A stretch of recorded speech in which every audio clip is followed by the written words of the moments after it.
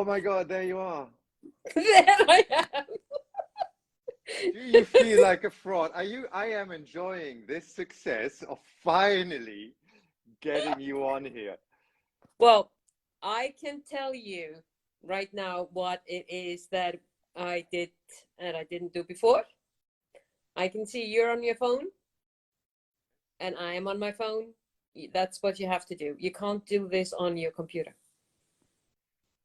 It actually says you could, but Yeah, well, apparently no. So apparently no. No, apparently that's not, true. but we're here and we're talking and in a completely different format that we thought, but I'm so excited and let's just jump right in, even though we're 20 minutes late, almost 50 minutes late. You're sitting in beautiful Malta. I just want to introduce you quickly because this topic and what I wanted to talk about today and why I wanted you on this call is because you kicked all of this off. I'm calling this, are you enjoying your success or still feeling like a fraud? And yes, I am seeing private messages and comments on the side here. So if you guys have questions, just send them in. And as it so often happens in life, when a conversation pops up and someone actually starts a conversation, which you are so beautiful in starting conversations, suddenly you hear it left, right, and center. And I'm coming to this later, but suddenly the last 10 days have all been about feeling like a fraud, the imposter syndrome. What is the imposter syndrome? And I have a beautiful guest here flying around my nose. Why are we not enjoying our success, although we have all the evidence that we're good in what we're doing? And so, but before we start into this, I just wanted to say who is Rúna Magnús and why did I ask you? So I hope you hear all of this because I did a bit of research. I mean, we've met on a train many, many years ago. Yeah. And you had me fall in love with you in about 2 minutes because you were like the brand expert back then. And I'm just going to, highlight a few things why I wanted to speak to you about this feeling of success or not accepting success. You're the creator of the Out of the Box movement, which I remember when you and Nick Haynes, you started exploring this. In your coaching practice, you help leaders, entrepreneurs, and politicians to build their brand with joy, integrity, and purpose. You're also the creator of Connected Women, one of the first online community sites for women entrepreneurs and co-creator of the EU WIIN Personal Branding Boutique and the program Branded. You've written 2 books, Branding Your X Factor and The Story of Boxes, The Good, the Bad, and the Ugly, and you're already writing your 3rd book at the moment. We met in ATL, the Associations for Transformational Leaders in Europe. Then we both became co-founders of the Network for Transformational Leaders. And then you created the Changemakers, which I'm very happy to be part of.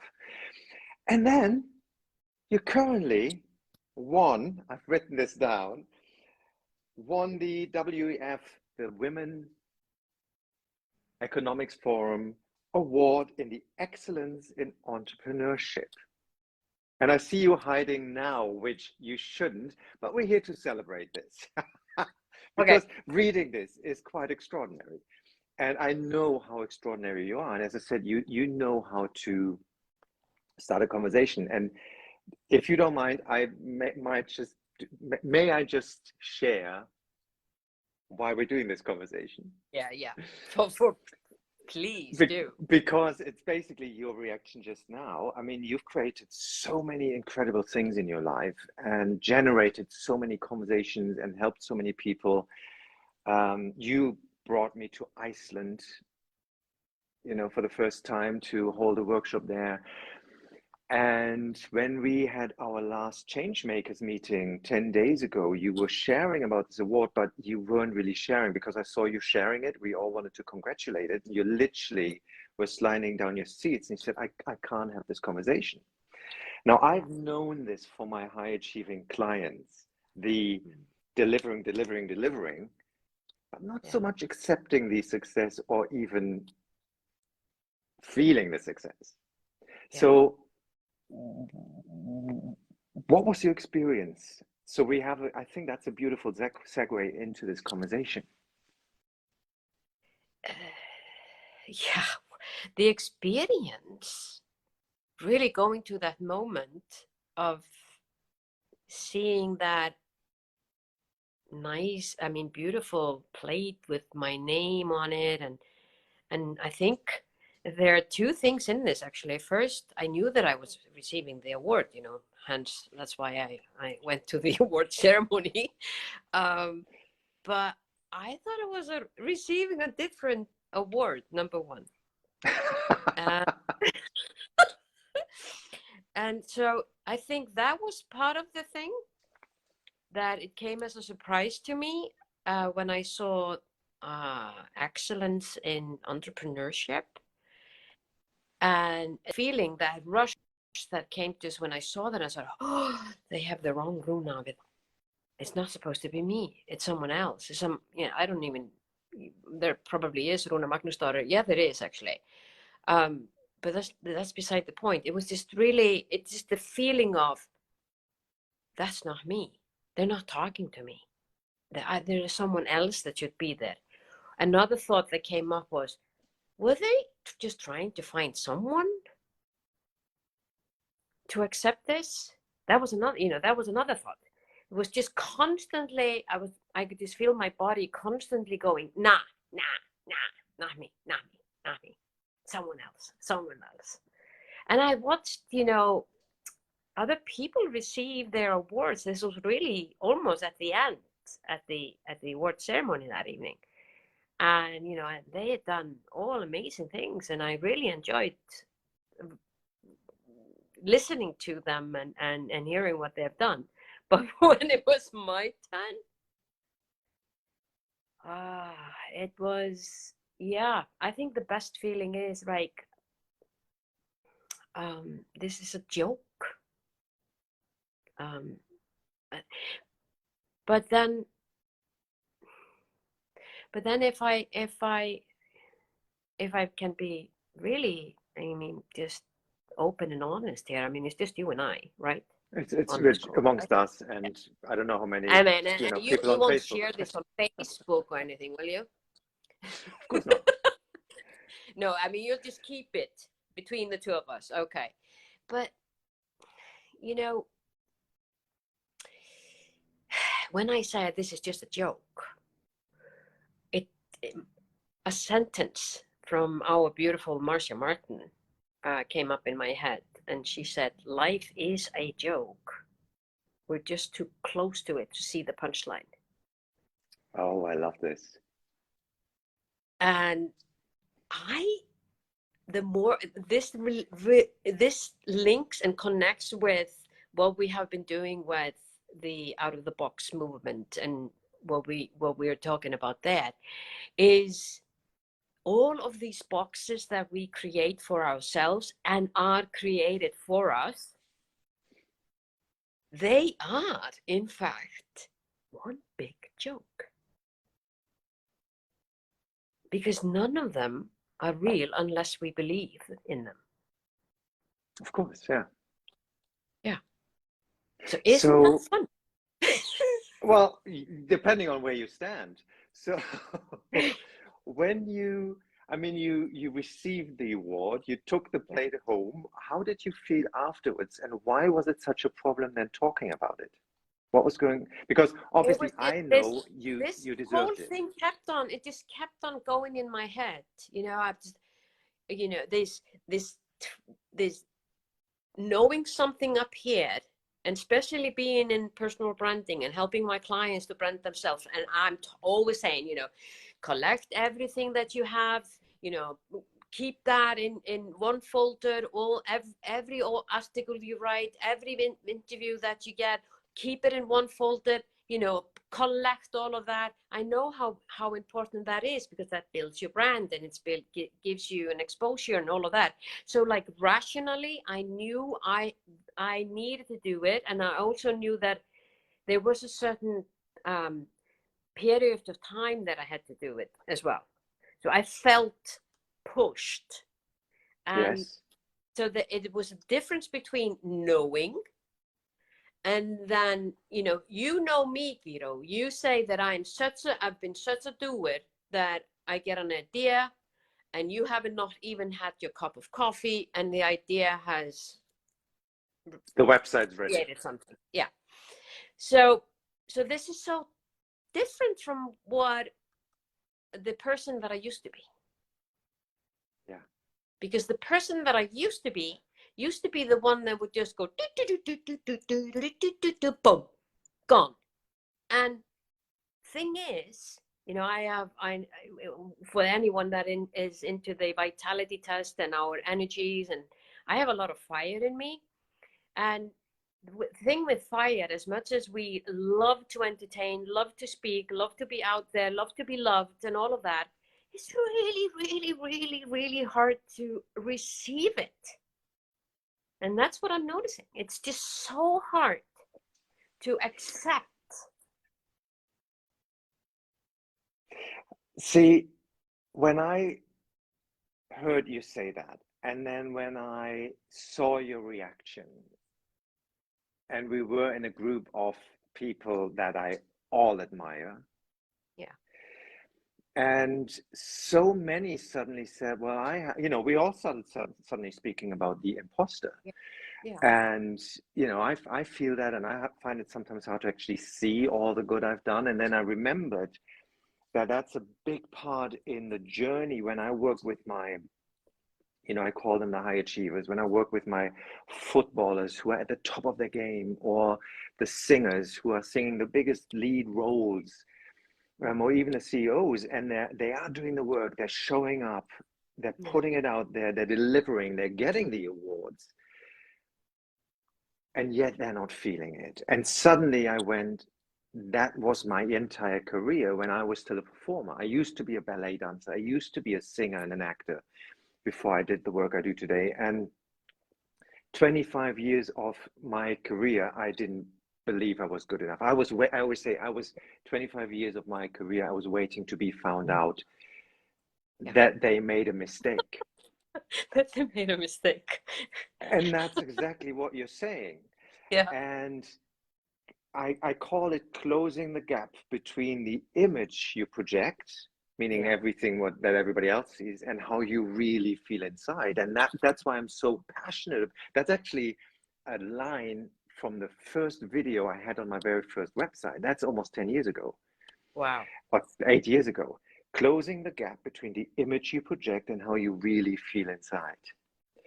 And what so many people what so many people are struggling with, they believe they need another badge, another training, another award. But then they get the award, they get the badge, and it's not good enough. They need the next one to get the permission slip that they are now good enough to do this. To do something, And as I said, I've seen this. Well, then after we closed this, I had a conversation with my coach Michal, and he had quite a different view on imposter, and he was challenging me. He said, well, sometimes maybe aren't people just using the imposter to not do something, to procrastinate on their job? And I was really umming and ahhing. That is something that I would have probably said on occasion. I would have thought that thought. As someone is saying that, more to just like, that's a good way to, that's like an excuse, and everyone will agree with you. And they say, yeah, I get you. I understand you. Yeah. And then I realized that's not the imposter. No. Because I actually, I looked it up again. I looked the definition up on Wikipedia, and what people really call the imposter. But then I realized what I always thought the imposter is, and what I feel the imposter is, and that's not someone who's not doing the job. That's not someone who's holding back. Yes, we all have our self-sabotages, and we procrastinate, and we're not doing. Some of us are not doing as much as we really could do. I mean, I'm big procrastinator. However, the imposter, in my experience, working with these really top of the game people sometimes, is someone who has all the evidence that they are where they're supposed to be. They have the evidence. You got an award for crying out loud. I mean, there's not more evidence unless you paid for it, which I doubt. So, so you have all the evidence. You have all the proof that you're good enough. You are doing the work. You are showing up. You keep working it. You're just not feeling it. Yeah. You're feeling like an imposter. And then in return, it does block a certain level of success. So because the moment you're actually accepting, I'm not saying you run out and say, well, actually, I am the best. I mean, there's people like this, and it's very endearing and very inspiring as well. Thinking of Ronaldo, who just is completely in alignment with his talent. Yeah. And so he should be. It's not that the imposter is actually holding you back from doing the work. It's usually the people who are showing up, who are doing the work, who have all that success, and then they say the one sentence that pains me more than anything: I thought I'd be happy now, or they can't enjoy their success. Yeah. And I've seen people delivering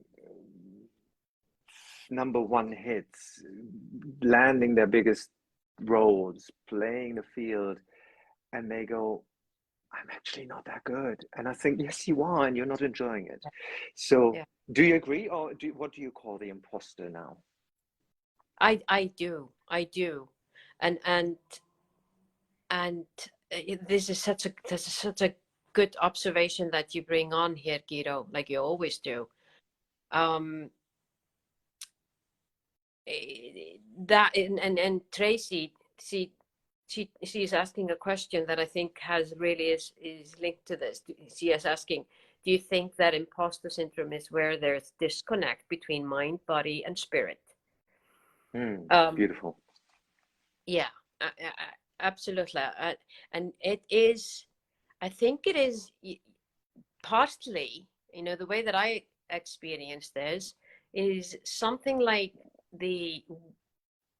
that this is this program that says you have to have done so much more than what you have done or created or whatever it is, or for, in sports or whatever that is, that you should not get what you are receiving till you have reached some standard that you have created for yourself.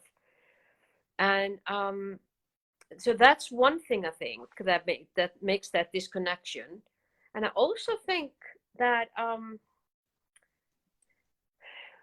you have that disconnection, and sometimes it feels like it takes you a moment of two, or even maybe a day or two, or even longer than that, to understand, to grab what happened at the time and embed it into your soul and into your, so that's what TJ is saying, that you then manage to connect somehow mind, body, and spirit, but that might not happen at that moment in time.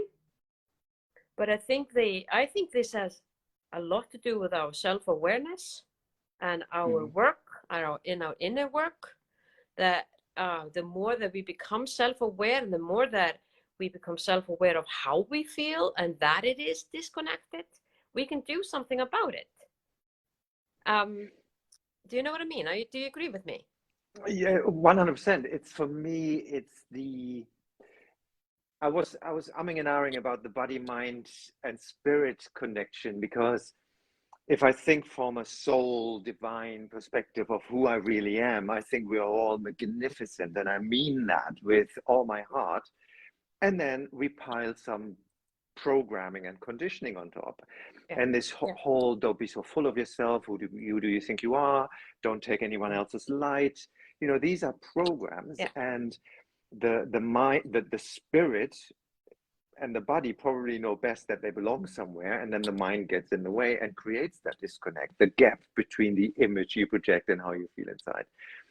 And the work so often is not to release yet another self-sabotage, to deactivate another trauma in the past, to change your thinking, half the work, or to train harder, to do another course, to get another degree. But it is actually to align with that future vision. And then we found this post that I forgot her name, Julia something on Instagram Garcia. said. Her name is Juliana Garcia. Yeah. And maybe you want to repeat that quote, because I found it, I sent it to you, because it was, again, such a synchronicity.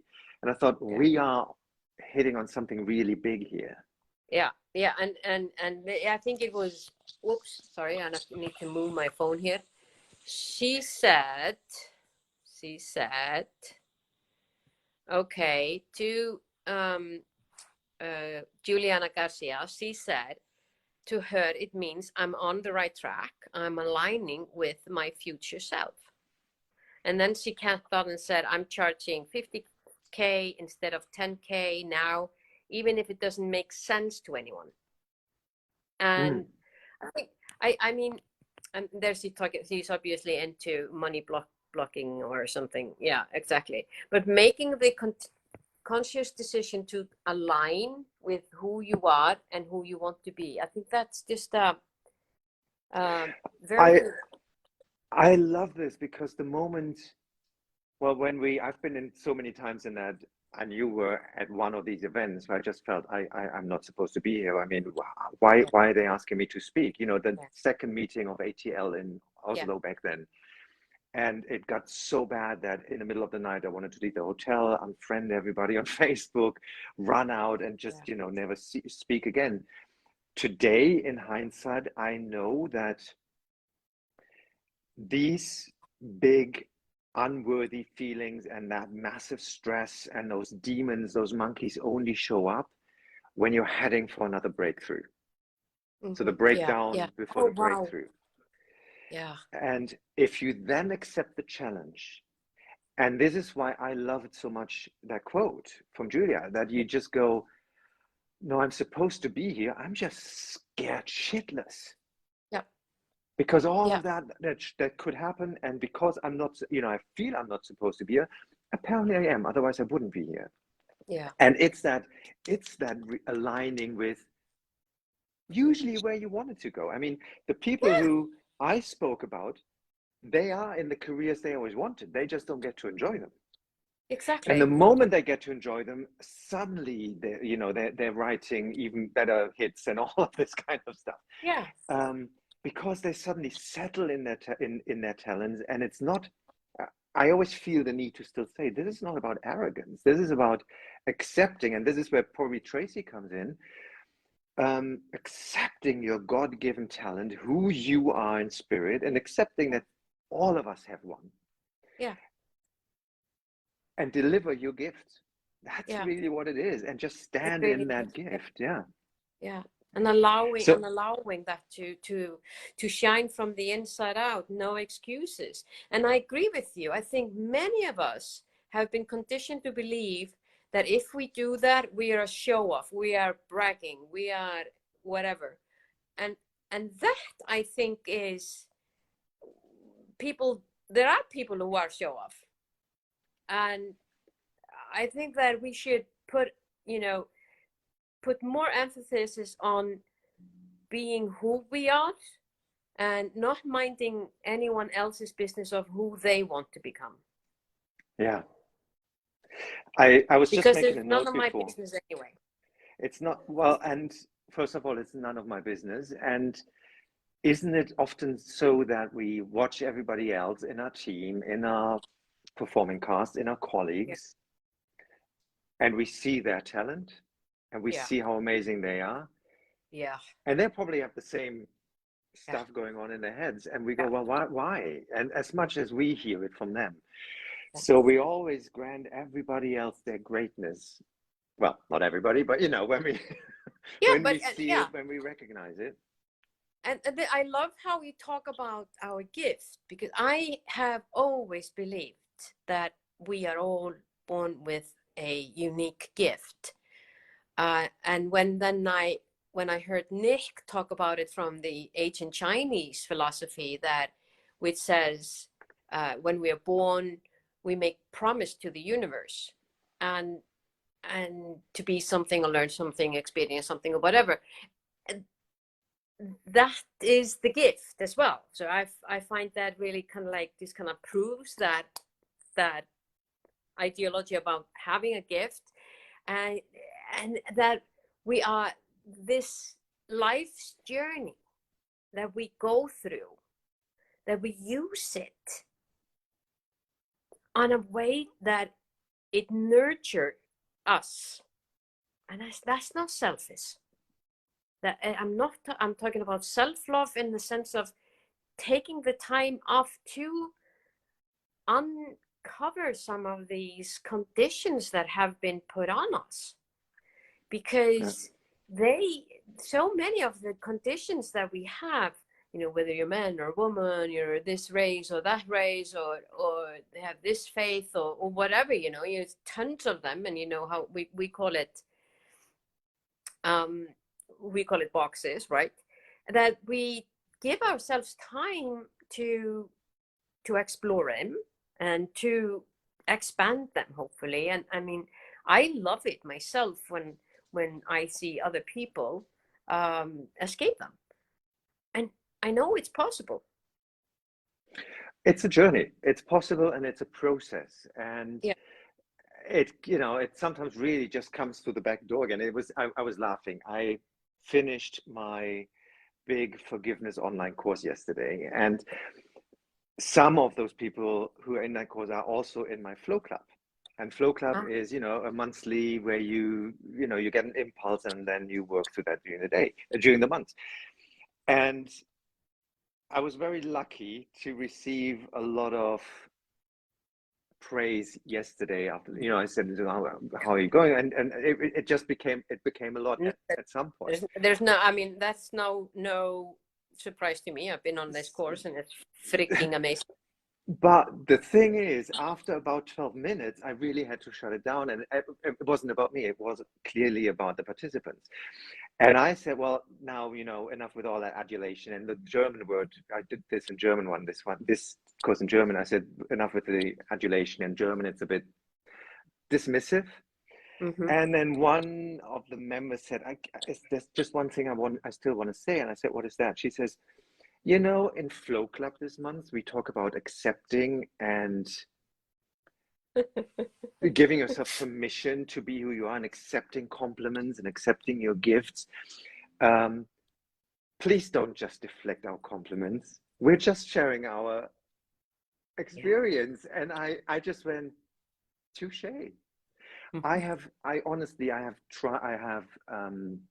learned to accept compliments. I can receive compliments. I can receive gifts. It's beautiful.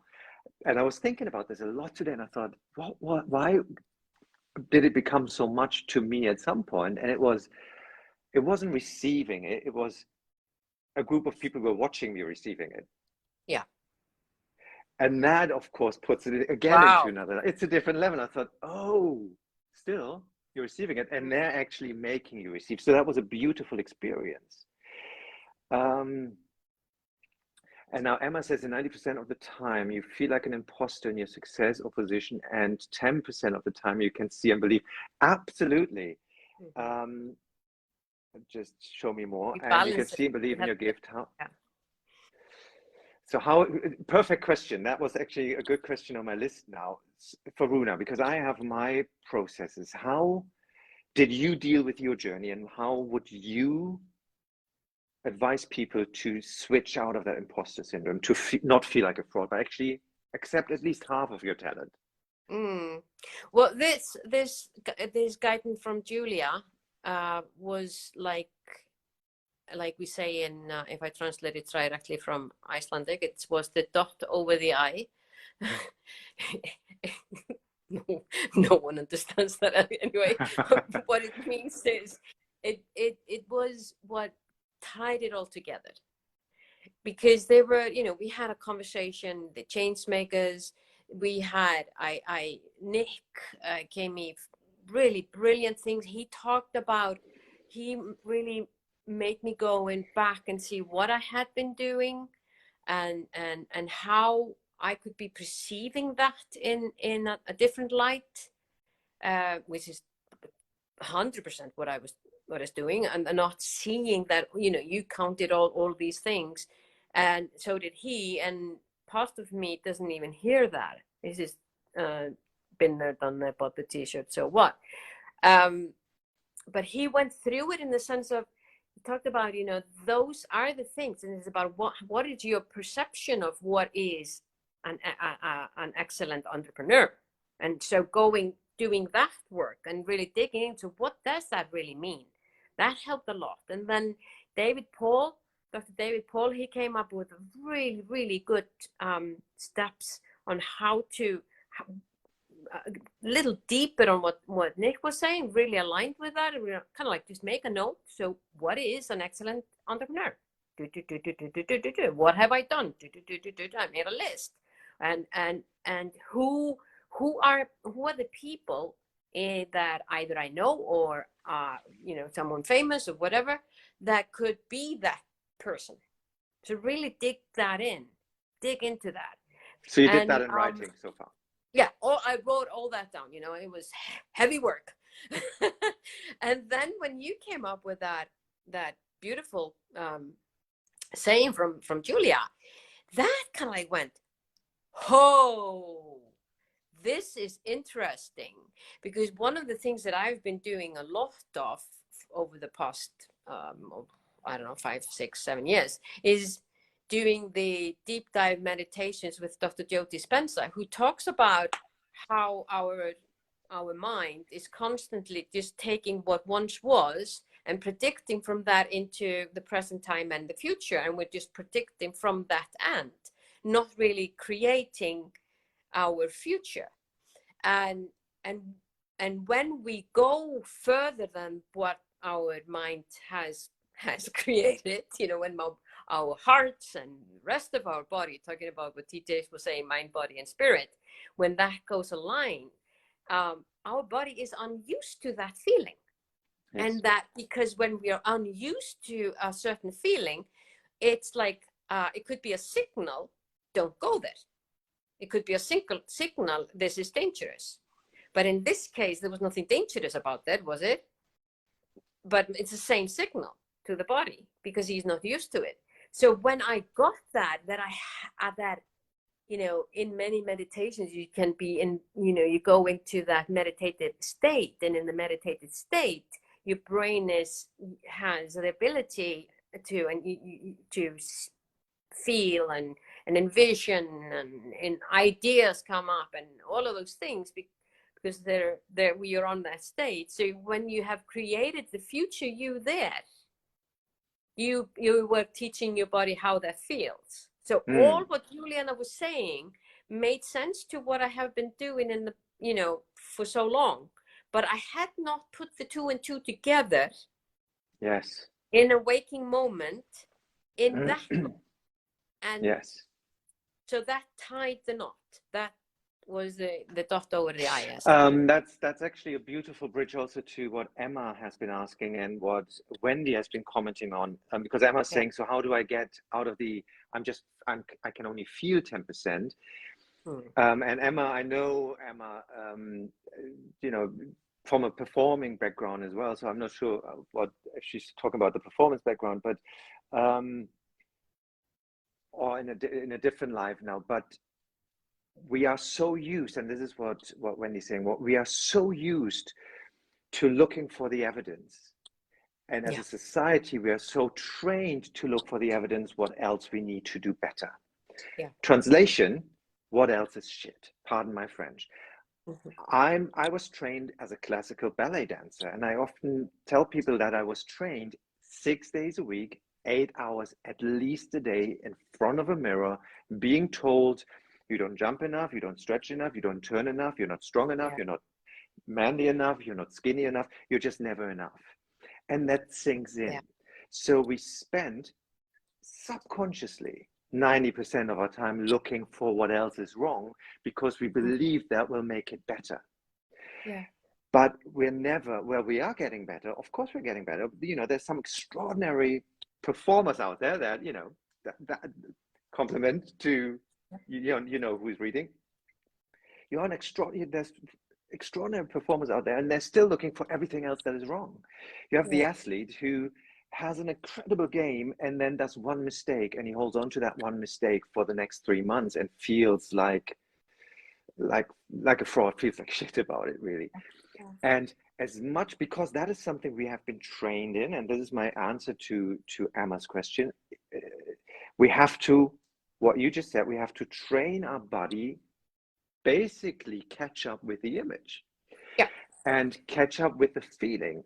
And we do that, and this is what Wendy's saying, we do that by finding the evidence. And you have to make yourself find the evidence. Write down, I've played at the London Palladium, and I've played for the Bavarian State Ballet, and I've coached this and that. And I like Mia's idea of having a good book where all my, I do collect, I'm not always thinking about it, but I collect critics and statements. And I mean, I've showed this yesterday. I have a quote hanging. It's literally, oh, he's gone. Oh, he's back. It's literally just to say, it's handwritten, because one of my clients said, oh, everybody needs a Gido.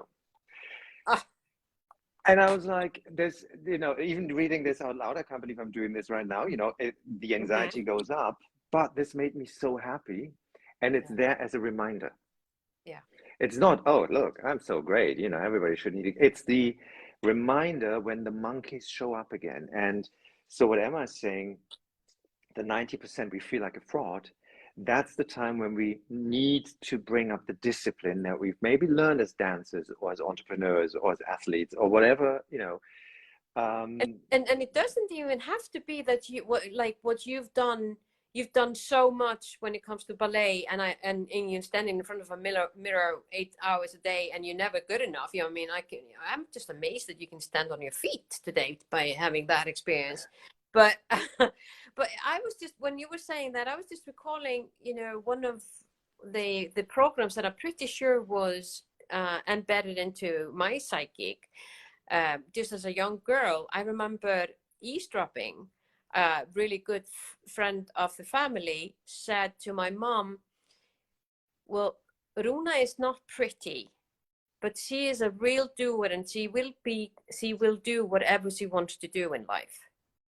And I'm pretty sure that is something that came into my psychic, that I thought, okay, I won't win the pageant, I won't, you know, get far from my beauty, but I can be productive, and I can,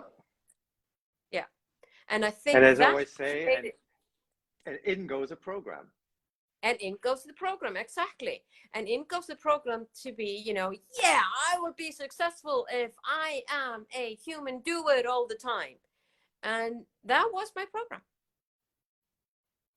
And I think part of this feeling so heavily, this imposter syndrome, was my work re-engineering that program and becoming more of, you know, the new, I say the new version of me is Rúna, the human being. Yes, I love this. Thank you for sharing this, Rúna. And Emma is saying I shall make a list of the evidence of my imposter heads in order to put it down. Yes, I mean, make lists, and don't ever write any negative things down anymore, ever, because we're doing that automatically. Make lists continuously. See, that worked. See, that worked. See, I've performed there. See, I've raised a beautiful child. See, I've held a relationship. I mean, I even have those seemingly normal things. They are not normal. If you manage to have a relationship, if you manage to be single, if you manage to be raise a child, or you know, whatever. I think we all just dealing with this, as you said, you know, just being able to stand up sometimes. It's a good joke. Life is a good joke. Life is a good joke, exactly.